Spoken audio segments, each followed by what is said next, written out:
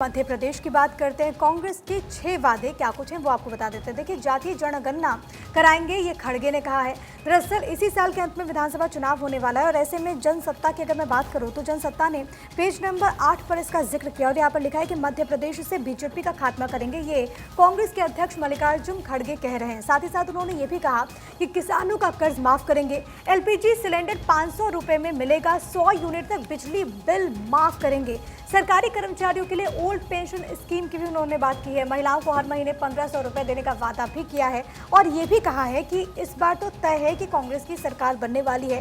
दावे और वादे का दौर चल रहा है। अरविंद केजरीवाल भी मैदान में है, लेकिन मल्लिकार्जुन खड़गे ने कांग्रेस की तरफ से 6 वादे मध्य प्रदेश के आवाम से किया है। इसी साल के अंत में 230 विधानसभा की सीटों पर चुनाव होने वाला है। इससे पहले 2018 में जब चुनाव हुआ था तो कांग्रेस पार्टी जीत कर आई थी, हालांकि उसके बाद तख्ता पलट हुआ और इस वक्त मध्य प्रदेश में बीजेपी की सरकार है। तमाम मसलों को गिनवाते हुए वहां पर नजर आ रहे हैं, लेकिन सबसे बड़ी बात है क्योंकि पिछले बार जब चुनाव हुआ था तो वहां पर बहुत इंपॉर्टेंट मसला ये था कर्ज माफी को लेकर, और इस बार कांग्रेस पार्टी कह रही है, जो वादा किया गया है कि किसानों का कर्ज हम माफ करेंगे, लेकिन क्या इस बार ये ट्रम्प कार्ड साबित होगा या फिर नहीं, फैसला मध्य प्रदेश की आवाम को करना है। देखना होगा कि आम जनता किन मुद्दों पर अपने नेता का चयन करती है और इस बार क्या एमपी में कमल खिलता है या फिर आम जनता 2018 की तरह कांग्रेस के हाथ से हाथ मिलाती है। जातीय जनगणना की भी बात उन्होंने कराई है क्योंकि बिहार में भी जातीय जनगणना हो रही है। ये मामला सर्वोच्च अदालत तक भी पहुंचा, लेकिन इन सब के बावजूद वो ये कह रहे हैं, मल्लिकार्जुन खड़गे कांग्रेस की तरफ से ये कह रहे हैं कि 100 यूनिट तक बिजली बिल हम माफ करेंगे, जातीय जनगणना करवाएंगे। इसके अलावा उन्होंने ये भी कहा कि महिलाओं को हर महीने 1500 रुपए कराएंगे। तो एमपी की सियासत में इस वक्त देखिए मुफ्त की योजनाओं का भी जिक्र चल रहा है। एक तरफ अरविंद केजरीवाल ये वादा करते हैं कि वहां पर हम स्कूल की जो व्यवस्था है उसको ठीक कर देंगे, दिल्ली मॉडल अपनाया जाएगा एमपी में, वो वादा कर रहे हैं। दूसरी तरफ कांग्रेस में मुफ्त कार्ड खेल रही है और ये वही मुफ्त कार्ड है जिसको लेकर कांग्रेस पार्टी हमेशा से हमलावर रही आम आदमी पार्टी पर। हालांकि अब परिस्थितियां अलग है। आईएनडीए के ये दोनों दल घटक हो चुके हैं। एमपी में कांग्रेस ने ये 6 वादे किए हैं। अब अगली खबर की तरफ बढ़ते हैं। महिमा जी बिल्कुल, देखिए, गुरु ही ब्रह्मा है, गुरु ही विष्णु है, गुरु ही महादेव है, गुरु साक्षात भगवान है और ऐसे श्री गुरु को नमन। जी हाँ, इससे जुड़ी हुई तस्वीरें आपको दिखाएंगे। तस्वीर दरअसल चित्तौड़गढ़ से सामने आई। चित्तौड़गढ़ दौरे पर उपराष्ट्रपति जगदीप धनखड़ थे और सैनिक स्कूल के गुरुजी से मिलने के लिए दरअसल वो पहुंचे, उनके घर पर मुलाकात करने के लिए पहुंचे और यहाँ बहुत ही प्यारी तस्वीर फिलहाल दैनिक भास्कर में छपी हुई है। और ऐसे में आपको मैं बता दूं कि स्कूल में हेलीकॉप्टर से उतरते ही सबसे पहले अपने गुरु 89 वर्षीय हरपाल सिंह राठी के घर पर वो पहुंचे, उन्होंने आशीर्वाद लिया, पैर छूकर। देखिए, अब एक खूबसूरत तस्वीर इस वक्त आपके टीवी स्क्रीन पर है। और गुरु ही हमारी जिंदगी में सबसे ज्यादा महत्वपूर्ण होते हैं। माता पिता तो होते ही, लेकिन गुरु हमें बहुत कुछ सिखाते हैं और ये तस्वीर इस वक्त लगातार हम आपको दिखा रहे हैं, दैनिक भास्कर में छपी हुई है और इसमें आप देख सकते हैं उनके चेहरे पर भी मुस्कान और किस तरह से आशीर्वाद ले रहे हैं अपने गुरु से। तो ये एक और तस्वीर हमने आपको दिखाई। बिल्कुल महिमा, आगे बढ़ जाते हैं, एक और बड़ी खबर की बात कर लेते हैं। बात होगी चीन की बदहाल स्थिति की। चूंकि निवेश के लिए चीन से बेहतर अब भारत हो चुका है। भारतीय मार्केट दे रहे हैं सबसे अच्छा रिटर्न। 2040 तक 4 करोड़ युवा वर्कफोर्स से जुड़ेंगे, ये एक रिपोर्ट में खुलासा किया। दरअसल इस खबर का मैं जिक्र कर रही हूं।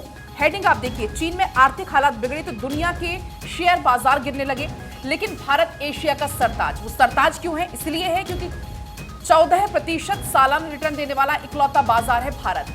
अगर हम बात करें ब्लूमबर्ग की एक रिपोर्ट का, अगर इस रिपोर्ट का हम यहां पर जिक्र करें, इस रिपोर्ट में इस बात का साफ तौर पर खुलासा किया गया कि 2040 तक 4 करोड़ योग्य वर्कर बढ़ेंगे भारत में, लेकिन 5 करोड़ योग्य वर्कर्स घटेंगे चीन में।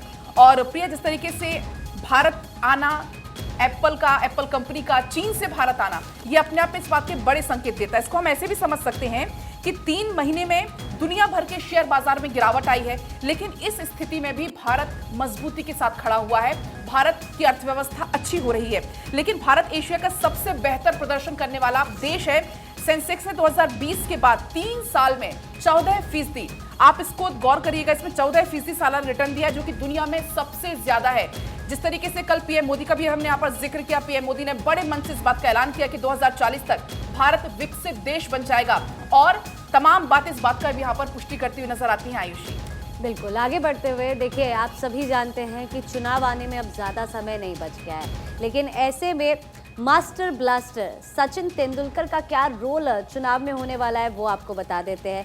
सचिन तेंदुलकर ने 3 साल के लिए एज एन आइकन पेपर जो साइन करने वाले हैं वो इलेक्शन कमीशन के साथ, क्या रोल होगा उनका वो आपको देखिए बता देते हैं। किसी भी अखबार के कुछ पन्ने पलटेंगे आप तो आपको ये खबर मिल जाएगी, और महत्वपूर्ण किस लिए है ये भी जान लीजिए। देखिए, महान क्रिकेट खिलाड़ी रहे सचिन तेंदुलकर को चुनावी प्रक्रिया में मतदाताओं की अधिक से अधिक भागीदारी सुनिश्चित करने के लिए बुधवार को चुनाव आयोग के नेशनल आइकन के रूप में नामित किया जाएगा।